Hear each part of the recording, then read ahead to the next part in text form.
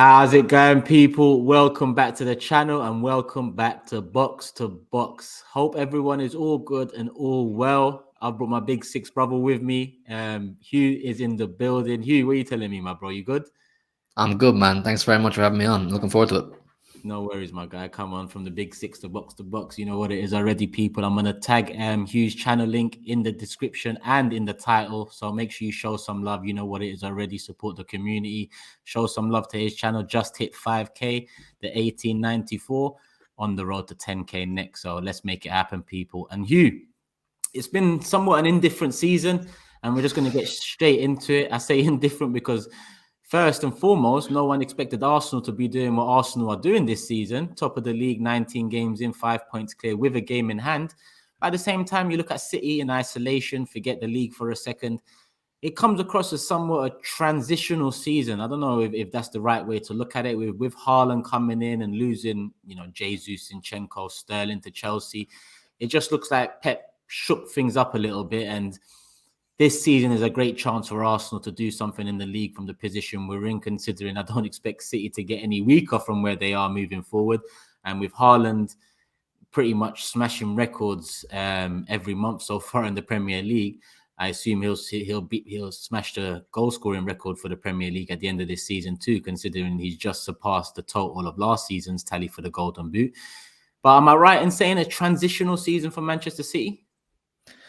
Yeah, the word transitional seems to be a bit touchy, a bit sensitive with some people. And I've kind of alluded to it a few times on some of my shows, and I get rival fans coming in and saying it can't be a transitional season. You're not allowed to have a transitional season. And there is a part of me objectively agrees with that. When you do bring in a player like Haaland and you do still have the quality of player that we have always had and we continue to have, there's not enough leeway for a transitional season, but unfortunately it is. And I think the pressure with having Pep Guardiola and having those players that we do have is, even in a transitional season, there's still pressure to stride for the greatest honors in European football. And listen, as far as Arsenal goes, they've completely exceeded expectations. I think even you, as an Arsenal fan, and many other Arsenal fans that are probably watching right now, you did not expect to be, 8 points clear or 5 with a game in hand clear, whatever it is, coming up to February. I mean, and the thing is, you had to just stick with Arteta, didn't you? I was, because I'm not an Arsenal fan, when you were going through maybe the down periods with Arteta and eighth place and whatnot, I was saying it can't always be like this. He spent too much time under Pep Guardiola, who is such an accomplished manager. He can't have taken nothing away from it. There is a long-term plan here. It's just about patience. And the word process. The word process. It's forbidden. You're not allowed to have a process these days. You're not allowed to have a process. But the thing is, we've become so accustomed in the Premier League to owners like Abramovich and even the Glazers that instant success it's demanded. But when processes come along, you have to accept them. And I think you're seeing other clubs doing it. But as far as we go, I still think we're well in the race. I think, yes, we are struggling letting certain players go. You know him too well now. Zinchenko is the big one for me. Letting go of Zinchenko. It actually pains me. It really pains me when I see him playing against United and he's screaming, he's getting down the players' throats, he's rallying the troops. When he's on the sideline in a game he's injured for, his foot's all strapped up and he's still cheering the players on, getting them all in shape. We actually don't have that right now at Manchester City. I've been told so many times now by Arsenal fans and other fans that it was arrogance on behalf of Pep Guardiola to give him to Arsenal. I really don't think it was arrogance. He wanted to move. He deserved to go to a club. I said that to you in the Big Six when we let him go. He deserved to go to a club where he would be loved for being the player he is and having the passion he does, and he'll get that consistent starting 11 role, which he's getting now, and he wasn't guaranteed that at City. So we had to let him go. Ask any City fan, Turkish, they'll tell you. Sterling, Jesus, Zinchenko, who's the big loss for us? It's Zinchenko, man. So you can see what Arteta's doing, and the process, forbidden process, I think it's paying off. Yeah, listen, once upon a time, that word was jarring me, but as we sit here now, a lot of fans are calling it the blueprint now. And as you said, you're not an Arsenal fan, so outside looking in, your patience wasn't tested like mine was. And, over the years, listen, I doubted Mikel. That is for sure. That's to say the least. I think it comes off the back of my opinions on the Kroenkes and just thinking that everything they've done and everything they're doing is at the detriment of Arsenal Football Club. And that kind of just petered down to Mikel and the players and whatnot. But since Mikel's come in, changed the squad completely, reconnected the club with the fans. Cesc Fabregas come out the other day during the Man United, or just after the Man United game, and said, he's walked into the training ground and is completely different to what he remembered. And when he spoke to staff, they said 90% of this is Mikel Arteta's doing. So when you compare that to Cristiano Ronaldo talking about the lack of improvements in the training ground and other areas at the Man United facilities, I mean, that's gone a long way to me kind of giving more credit to the Kroenkes for what they've done in sticking with Mikel Arteta, and also not only backing him in the off-season with the transfers, but also backing him behind the scenes with the things your average Joe, average fan wouldn't see. And that's the training ground facilities and so on. So Mikel Arteta, thank you. Thank you for, allowing me to believe again. And that's what football's about. You got to be able to believe. You got to have some hope that even when you least expect it, you can produce something, you can do something in one-off games, in runs, at the end of the season, picking up a trophy. And he's put us into a great position this season. So not only thank you for Zinchenko, Jesus, thank you for Mikel Arteta too, because he seemed to have learned a lot from Pep Guardiola. He's added his own spin to it. And right now, it's them two going toe-to-toe for the Premier League title at the moment. But we're here to discuss the FA Cup. And it comes across more as a warm-up to me for the upcoming Premier League tie on February the 15th. We're away at the Etihad. You're at the Emirates come February the 15th in the Premier League. But how do you think you lot will approach that game? Do you expect rotation, or do you expect Pep to kind of set a marker, go strong? There is a week's rest after the Friday night fixture to the next weekend's games. I'm interested to hear from you what you expect from the Manchester City squad. I'd be very surprised if it's a rotated squad, and I think Pep will be looking at it that way for a number of reasons. Like I said to you last night, that when you're on these long runs and you want to keep consistency and you need to keep picking up these wins, it doesn't matter what the competition is. Every single win is adding to this momentum. And for us, even though, yes, it's Arsenal, and I'll get on to that point, it is for us right now about getting into this big run everyone's talking about, that City have to go on and win 20 games. I don't think we're going to go on and win 20 games. I don't think you are either, with all due respect. I think there's going to be bumps in the road for both of us. But if we do want to build momentum, it has to continue with this. Now, obviously, with the Premier League being slightly more in doubt right now because we're a bit behind you, I think it also is important that we do challenge to hopefully get to the latter stages and compete for the FA Cup. Champions League is a little bit further down the line. But for this actual fixture itself, City versus Arsenal, I think even though, yes, it's not going to impact the Premier League because it's different competition, there is a psychological warfare, I believe, going to be undertaken by at least Pep Guardiola. I don't know how Mikel Arteta will approach the game. You'll probably have a better feeling and judgment than I will. You've got Europa League and Premier League. And do you want to do all these competitions? That's up to you. Yeah. But for Pep, I think the psychological thing is huge. With Arsenal, I said this before, if they continue to win games and everything seems rosy. Everything is fantastic at the Emirates right now. I must say, even outside looking in, taking my City hat off, I do massively admire what's going on. The whole Ashburton Army thing, it gets stick from people. I don't get that. I love the whole ultras movement. I think it's so important to motivating players and getting the environment correct. I'm a huge believer. And once you have the environment in the right place, it's a good place. It's a good basis for the players to work off and move forward. Yeah. So we have to upset that environment. Unfortunately, we are the team that have to come in and make it stop smelling of roses and throw a little bit of an L in there, hopefully, so you can put a bit of doubt. A bit of doubt creeps in. We've seen it happen to Liverpool. They'd go on a big run, they'd have a draw to someone, and all of a sudden they don't feel like they're that juggernaut, or they're not unbreakable glass, if you like. They can't be broken or broken down. That's what I think Pep Guardiola want to do. He'll want to go into that league game on February 15th having already given you an L, because we don't need Arsenal beating us already, go into that game, going in saying the exact same way Chelsea did 2 seasons ago. We've already beaten them. They may be better on us or at us on paper. They may have the trophies in recent years, but we have already beaten them. I think it's very much a psychological warfare, at least from our perspective, and that's the way I hope so. I mean, I'd love to know what you think with the way you talk about lack of squad depth and certain players that they pick up injuries. Is it worth your while to play these top players, bearing in mind the other 2 competitions? I think in that department, in regards to injuries and protecting players, I've got a bit of PTSD. Season's gone past. One player in particular and a position in particular is Thomas Partey's.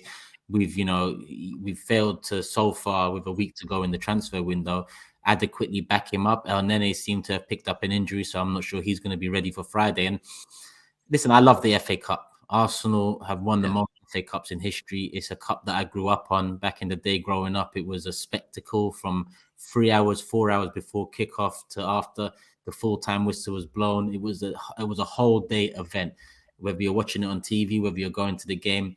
FA Cup's always been massive for me. It's just that this season I look at it and I think to myself, we're top of the Premier League. Europa League comes back in March. Thank God for that. Usually it is February, but this time it is March, considering the change in format. And on one hand, we can't afford to change up too much and be put to the sword by Man City, because I think that can have an effect on confidence moving forward, especially into that Premier League tie against you lot, albeit that one being at the Emirates. But we also need to, in my opinion, watch a certain few players, a certain few positions on that pitch. I mean, I'm looking at Partey, I'm looking at Xhaka, I'm looking at Saka, and I'm looking at the quality and personnel behind those three players in particular.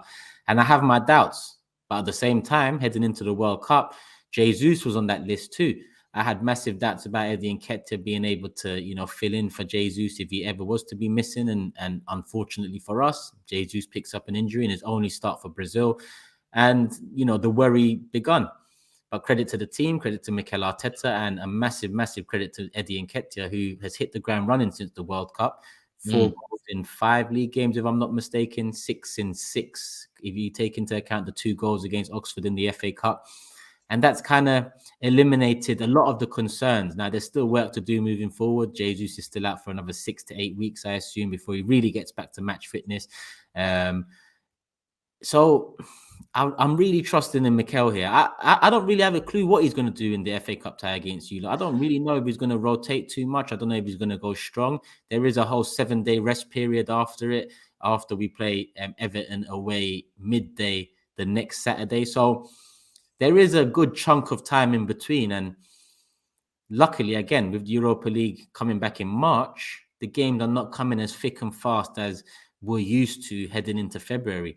So I can't really say what Mikel's going to do, but I just know that whatever he's going to do, the way he's set this team up and the system he's put in place with this team, I do have confidence in him. I just feel like the squad depth in comparison to Manchester City will probably be too much to handle if we do rotate, which I do expect to rotate. I can't say for sure, like I just said, but if we was to rotate and Manchester City was either to rotate or go strong, I do think it'll be too much to handle. But as long as it's not a what was it against Chelsea, a 4-0 loss, as long as it's nothing along those lines which can bring up bad memories of seasons gone past, I think the FA Cup tie against you, I'm looking at it as a warmer for the Premier League time more than I am looking at it as we've got to knock you out, we've got to go strong, and we've got to, maintain a challenge on all fronts, FA Cup League and the Europa League.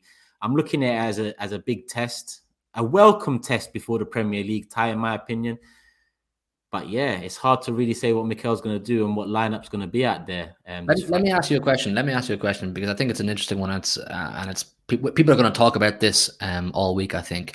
I'm the same as you. I love the FA Cup. I grew up, City getting to Wembley for kind of the first time. We're breaking onto that scene, and it was exciting. We're challenging for cups for the first time ever. So I love the FA Cup. But there's no doubt that the wider football world will look at this game as the prelim, the warm up, a bit of a taster for what we can expect on February 15th. Now, I'm not saying that we are going to slap you up this Friday, but should that happen, if it was to be, like you said, a Chelsea 4-0 or a 3-0 or whatever, a hefty scoreline that you're not used to this season, would you be concerned for the psychological feeling going into the game, the league game, considering you are a team that undoubtedly has been thriving off building momentum and the feeling in the dressing room, the success, growing together?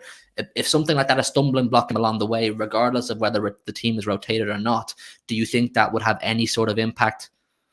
Look, I've just mentioned the negative side of potentially, getting put to the sword by Manchester City and a reminder of seasons gone past and how that can negatively affect the side. But what this squad has shown has a newfound resilience. I mean, our only loss so far this season in the Premier League came at Old Trafford earlier in the season, 6th game, and it was 3-1. We played the better football, but tactically, I think Ten Hag got it right, and the lack of Thomas Partey in the middle, in my opinion, cost us in that game. We went down 3-1, and I thought to myself, Okay, we won our first 5 games.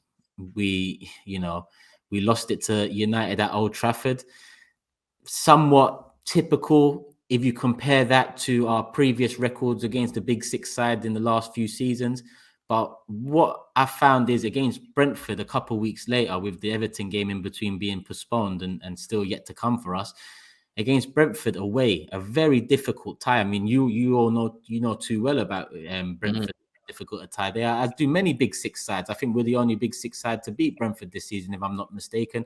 But to go away from home and pretty much demolish Brentford 3-0 in a very comfortable game, that shows a newfound mentality.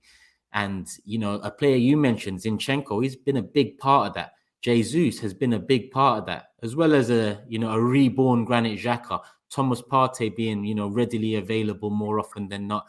I think the experience in the side has grown no end. The pain of losing out to top four last season, quickly forgotten about this season. So in terms of mentally, we've kind of knocked down every barrier we've had in front of us this season so far. It is getting to that time of the season where it's the business end. And, the talk of the title race can begin. I've been asked about the title race since game week 8. And for me, it's far too early. It is still early, 19 games into the season, but now it's the business end. We're heading into February. We're heading into a crunch tie against City. So it's hard to really judge how much of an impact it would have losing to City. But I do believe that it would be another test that the squad, the players, Odegaard, another one that's, his leadership has gone, has shown no end, that the squad would potentially thrive off. So as much as there's a negative side of losing to City this Friday, there's also that positive side that it is the FA Cup. We love the FA Cup, but we're top of the league. So if we were to be knocked out of the FA Cup, dust yourselves off, win the next 2 games against Everton and Brentford, and go into that Manchester City game having learnt off of that loss, having taken it and making yourselves better for it. So there's that side of the coin too, Hugh, which is we'll wait to see what happens. On the flip side, it is the Etihad. And Manchester City at times this season, like you said, it hasn't been the same City transition, as much as people don't like that word, similar to process. I agree. It is a transition from what you was to what you are now, an out-and-out 9, an out-and-out striker like Haaland. It's a big difference to how you've played. If you was to lose, how do you think it could affect you guys going into that crunch February game in the Premier League? I think it would be huge. If it was at the Emirates, maybe slightly different, but for you to come to the Etihad, for Arteta to come to the Etihad, last time he came there, what was it? He held 5 goals, at the start of last season, 5-0. So for you to come to the Etihad, FA Cup, regardless, doesn't matter. It would be a massive stamp of authority, I think, of Mikel Arteta, and that's what I believe this Friday's game is about. I think both managers, they do respect the competition and they'd absolutely love to win the competition. But I think we both agree that there is a massive bearing on this game that will carry on into the Premier League game. So I think it will be massive. I think the word psychological has been massive for me this season with Manchester City, because there's been a massive concern over the headspaces of a huge amount of our squad. And like I said, taking out someone like Zinchenko, who is a relentless, hungry motherfucker. Sorry if I'm not allowed to curse.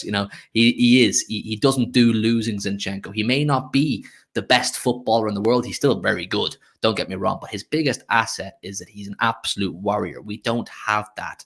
And Gundogan has alluded to it. Pep is now hitting out about it. There is massive question marks over whether the players want this, whether they're hungry for it. There's certain players don't want to be at Manchester City. We're well aware of this. Bernardo, he's wrecking my head, Turkish. I can't lie. For years, he's at this. I want my new challenge. I want to go to a hotter country. As Big Steve says, get a sunbed, man. Stick it in your flat in Manchester. Put the UV lights on, plenty of heat.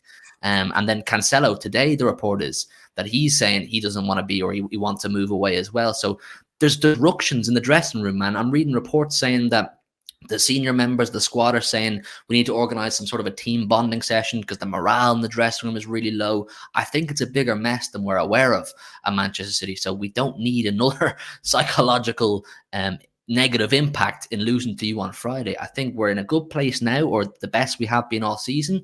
2 wins on the bounce, 2 very different wins, come back from a deficit to Spurs and win 4-2. Brilliant. Clean the floor of Wolves in the weekend. Brilliant. We don't need another stumbling block to reset us and the heads drop again. We need Ruben Diaz to come back in, rally the troops, remind them of who we are, remind them of what we can do, remind them of previous years, etc., etc. So it's massive for me for momentum building, for getting one over on Arteta and Arsenal, I believe, as well. And listen, who knows? Maybe if we win an FA Cup, it wouldn't be too bad. But interesting stat I read today is I think it's the last 3 or 4 times we've played you in the FA Cup. You've got one over on us. So it's another hoodoo for us. We don't score in White Hart Lane. We've never won there. We've never beat you in the FA Cup. There's a lot on the line, I think, on Friday, more so than your average early round of the FA Cup. Yeah, I mean the last I've got it here. The last 2 wins against Manchester City, and I say in recent times, but it's our last 2 wins: 2020 FA Cup semi-final, Aubameyang with the 2 goals, and 2017 FA Cup semi-final with Sanchez, I believe, scoring the winner after extra time. Aside from that, you look at the league form: loss, and that stretches back quite a while. This is the FA Cup, and I'm going to assume that we both go strong. And if we both go strong, who is the one player that you'd pick out from Arsenal that you need to keep quiet in order to, keep us quiet in the game and ensure your safe passage into the next round? There's a lot. There's a lot to choose from right now. You know what I'm saying? I mean, we've got issues in defense. Our defense is an area of the pitch that, inconsistency in selection and some players performing better than others. I think your whole complement of attackers, I won't even lie, they do frighten me. You alluded to Nketiah there a few minutes ago. His goal scoring rate right now is insane for a player who was out of favour for so long. Martinelli, I said to you on the Big Six recently, I'd take him over Rashford. Might be highly controversial. I just think he's a silky baller. Like he's that, samba football, the feet, the whole lot. And the thing is, I don't know who our right back is going to be. Kyle Walker, he's out of form. He doesn't look like himself. This Rico Lewis kid, he's burst onto the scene. He's looking great. But is he up to the challenge of playing against arguably the most informed left winger other than Rashford in the Premier League right now? I look at Martinelli. I look at Nketiah. Obviously, Odegaard, if he can get the better of Rodri in our midfield, he could cause serious problems. Yeah. But there are players. Yeah, Saka, of course, man. How could I forget Saka? He's been absolutely killing. He's a player that I've been saying for years I would love Pep to get his hands on, but obviously that window's gone now because Arsenal are moving nice. But I think there's players that we can get at. But we have to turn up as well. I need Jack Grealish and Riyad Mahrez to turn up. They've both been in great form since the return after the World Cup. I need Haaland, obviously, to stamp his authority on whoever plays centre half. Do you reckon it'll be a Saliba Gabriel situation? Like I said, I have no clue. We just signed a Polish centre-back, and although he's young, he's a Polish international, started all the games at the World Cup. He's a left-footed centre-back. I'm not sure what Mikel's going to do in the centre-back partnership. Listen, if he goes strong, it'll definitely be Saliba Gabriel. But we might see a bit of a shake-up there, Hugh. I'm not really sure. Do you think Haaland will start then? Because Alvarez has done his thing coming off, the bench and starting games here and there. He's a World Cup winner now. Don't you think he'd be given the chance to start in the FA Cup? Or I think, that was kind of my next point, really. Even if we do go strong, I think Alvarez could be very much a part of that. I think Alvarez, he's a similar player to Haaland, although very physically different. He's still not that kind of false number 9 we used to have in even a Gabriel Jesus. He does possess a lot of similar attributes to Jesus, and he's high energy, high octane, he'll press, etc. But he takes up similar positions to Haaland. So I think Alvarez definitely he could play a role, but I would like Haaland. I really want Pep to go with a very similar starting 11 to what we saw against Spurs and against Wolves. I'm pretty sure it was almost the same starting 11 against Wolves as it was to Spurs with the addition of De Bruyne. So I mean, like I said, consistency is all I want. I want consistency in selection. There's no more room with Pep for experimenting. I keep saying to you, put the lab coat away, the test tubes back in the press. We don't need any more messing around, Pep. Just pick your best 11, your most trusted 11 right now, and let them fight for it. So it could be Alvarez, could be Haaland. I don't think one is really favoured over the other. Alvarez just hasn't been given the same level of opportunity yet. Yeah, it's very hard to say on both sides what the teams are going to be. And I'm looking at the Manchester City side, and like I said, if I assume you're going strong, as much as Haaland is just a beast. He's gonna break multiple records in this league. He's already broken records in this league, and we're going to be talking about him for years to come. But I look at Mahrez. De Bruyne tends to be the feeder for Haaland, but I'm looking at Mahrez because even De Bruyne this season, he's been hot and cold at times, but whereas Mahrez tends to be the guy that when shit is tough for Manchester City, he seems to pull through and he seems to just, pull it out the bag. And what a first touch and what a player. I think one of the most underrated players the Premier League has seen. He doesn't get enough plaudits, in my opinion. So on the flip side, if I had to pick a player that Arsenal need to nullify, it would be Riyad Mahrez, and he's going to be on Zinchenko's side. Whether Zinchenko starts or Kieran Tierney, it'll be interesting to see, because with Zinchenko floating inside, Mahrez could have space. But at the same time, we're away at the Etihad, and I'm unsure whether Mikel Arteta is going to go, with his regular system, try and be possession based, or whether he's going to try and pick you off on the counter, because Manchester City, a possession based team for many years under Pep Guardiola, a lot more know-how in that field. So I'm looking at Mahrez, but obviously De Bruyne and Haaland are two players in particular. Grealish, like you said, he's picked up form as well. You've got your own quartet there that Arsenal have to deal with. So let's move it on and wrap it up with predictions, Hugh. I'm gonna start with you, because Manchester City are the home team. So I want to hear your prediction for the FA Cup tie this Friday. I think it's going to be an absolute corker of a game. I think it's going to be a cracker game. I would be surprised if Mikel Arteta tries and switches up his style of play. I think that would be a bad move. I don't mean, completely stick to what you're doing. You can obviously tweak things for the fact that you're facing Manchester City, but I think he'd like to stick to what he's doing so far this season and keep that going. I'm going to go with... It would be a good test if you stick to what he knows and away from home. Let's see what we can do, going toe-to-toe, doing what we want to do against the team that's been the best over the last 5, 6, 7 years. I think I'm still going to back a City win. I can't go against us right now. I hope so anyway, that we come in with the correct energy and everyone has their head in the right place. And like I've alluded to, there's definitely a few issues. But listen, there's no better game than up against the current best team in England and possibly Europe than to change things around and get the morale up a bit. So I'm going to go with a possibly slightly audacious 3-1 City. Listen, I've just made a prediction on Forever Arsenal. It's already out on the channel, so a lot of Arsenal fans who watch that show would already know. Yeah, I'm dubious, to say the least, about this game. I'm going to assume that Arteta's going to rotate a bit and give some of the fringe players a chance. We're not in the League Cup anymore, and the Europa League doesn't return till March, so I'm assuming to see a few unfamiliar faces in the starting lineup.